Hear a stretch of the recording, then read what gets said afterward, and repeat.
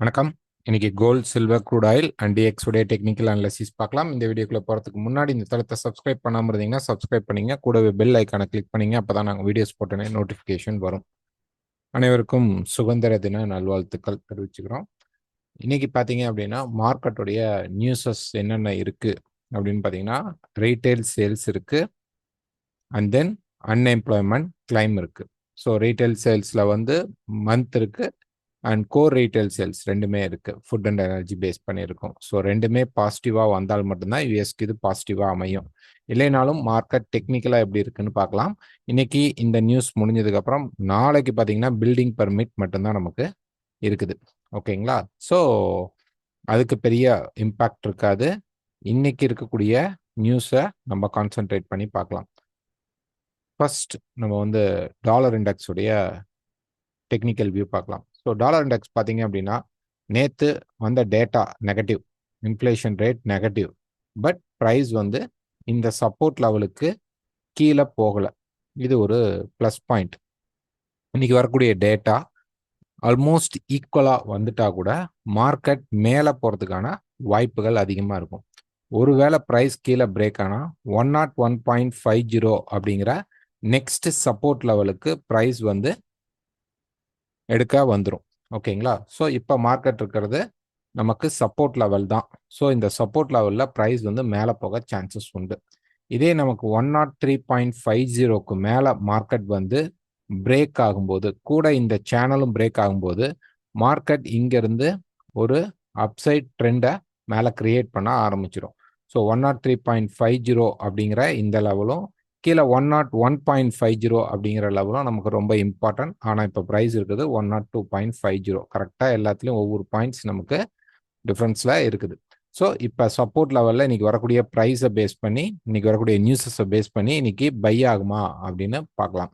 So ஆனால் இப்போ இருக்கிறது சப்போர்ட் தான், அதில் எந்த ஒரு சேஞ்சுமே இல்லை.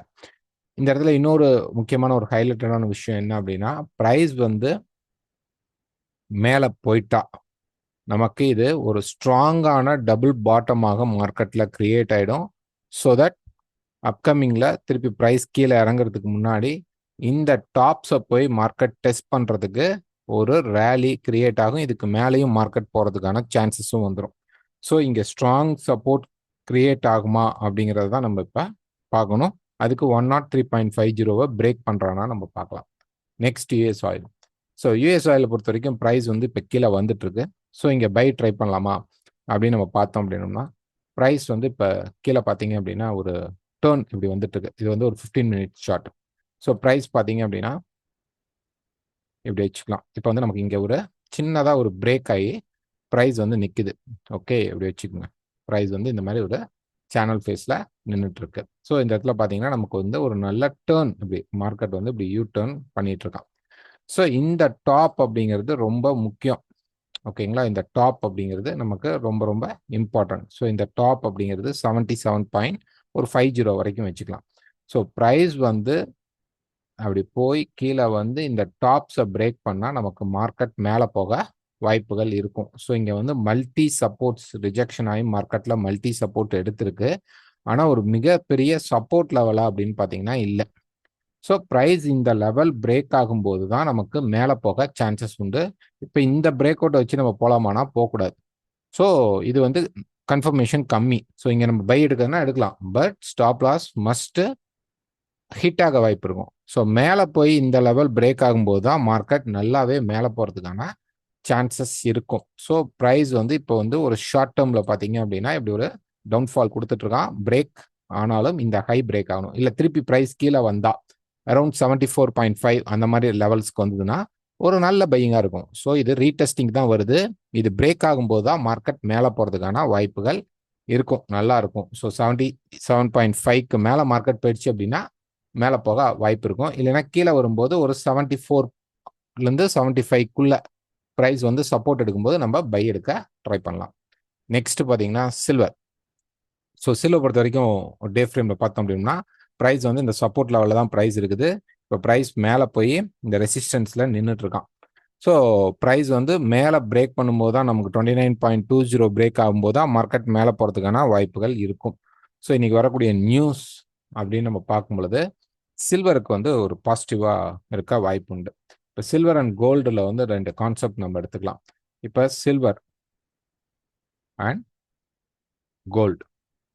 ஸோ இப்போ ரெண்டையுமே எடுத்துக்கிட்டீங்க அப்படின்னா, இன்னைக்கு டேட்டா என்ன வேணாலும் வரட்டும். ஒருவேளை இன்னைக்கு வந்து மார்க்கெட் பாசிட்டிவ் ஆகுது, மேலே போக போகுது அப்படின்னா, சில்வர்ல பையிங் ஃபோர்ஸ் நல்லா இருக்கும், கோல்டுல பையிங் ஃபோர்ஸ் குறைவாக தான் இருக்க சான்சஸ் உண்டு. இதுவே மார்க்கெட் வந்து நெகட்டிவ் ஆகுது, டிராப் ஆக போகுதுன்னா, சில்வருடைய செல்லிங் கம்மியாக இருக்கும், கோல்டுடைய செல்லிங் நல்லா இருக்கும். ஓகே, பை ஆனா சில்வர் நல்லா பை ஆவான், செல் ஆனா கோல்டு நல்லா செல் ஆவான். ஸோ இப்போ ப்ரைஸ் போய் இப்போ ஒரு ரெசிஸ்டன்ஸில் இருக்கும்போது, இன்னைக்கு வரக்கூடிய டேட்டா ஆல்மோஸ்ட் நியூட்ரலாக யூஎஸ் உடைய டேட்டா வந்துச்சு அப்படின்னா, சில்வர் மெதுவாக தான் கீழே இறங்குவான், பட் கோல்டு நல்லாவே கீழே இறங்க வாய்ப்புகள் உண்டு. ஸோ இப்போ இருக்கிற இந்த ஜோன் அப்படிங்கிறது ரெசிஸ்டன்ஸ் ஏரியா தான். எனி டைம் மார்க்கெட்டில் செல் கிடைத்தால் செல்லாக வாய்ப்புகள் உண்டு. ஆனால் அந்த செல் ஷார்ட் செல்லிங்காக தான் இருக்க போது, பெரிய லெவலில் ப்ரைஸ் வந்து கீழே உடைச்சி கீழே வருமா அப்படின்னா வரலாம், பட் ஸ்லோவாக தான் வரும். இது இறங்க காட்டியும் கோல்டு நல்லா இறங்கிடும். ஒருவேளை மார்க்கெட்டில் வந்து செல் கிடைக்கல, மார்க்கெட் மேலே போனால் கோல்டுடைய லைஃப் டைம் ஹையில் ப்ரைஸ் வந்து மெதுவாக தான் மேலே போகுது. நெக்ஸ்ட் சில்வர் வந்து நல்லாவே பார்த்தீங்கன்னா மேலே போக ஆரம்பிச்சிருவோம். ஸோ இன்னைக்கு இருக்கிற சுச்சுவேஷனில் செல் கிடைத்தால் கோல்டில் போகணும், பை கிடைத்தால் சில்வரில் போகணும். இப்போ கோல்டு. ஸோ கோல்டை பொறுத்த வரைக்கும் அந்த டாப் ரெசிஸ்டன்ஸில் நின்றுட்டு இருக்கிறோம். ஸோ இது ரொம்ப முக்கியமான பாயிண்ட். நமக்கு இப்போ ப்ரைஸ் வந்து இந்த இடத்துல பிரேக் கீழே நேற்று எதிர்பார்த்த மாதிரி செல்லுக்கு வந்துட்டு மார்க்கெட் வந்துட்டு இருக்கான், மேலே வந்துட்டு இருக்கான்.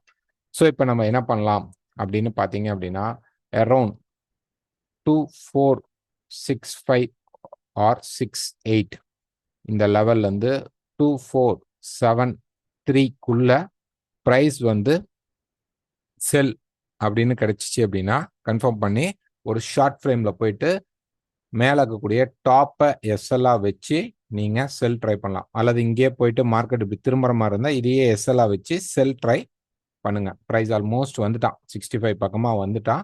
இப்போ மார்க்கெட் டேர்ன் ஆகுறானா அப்படின்னு நம்ம செக் பண்ணி செல் ட்ரை பண்ணணும். இது வந்து ரிஸ்க் தான்.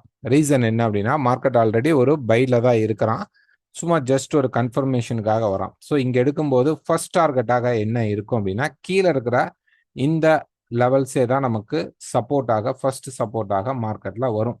கிட்டத்தட்ட ஒரு 35 வரைக்கும் இருக்கலாம். 2435 அப்படிங்கிறது ஃபர்ஸ்ட் டார்கெட்டாக இருக்கும். நெக்ஸ்ட் 2410 அப்படிங்கிறது செகண்ட் டார்கெட்டாக இருக்கும். நெக்ஸ்ட் 2335ங்கிறது பெரிய டார்கெட்டாக இருக்கும்.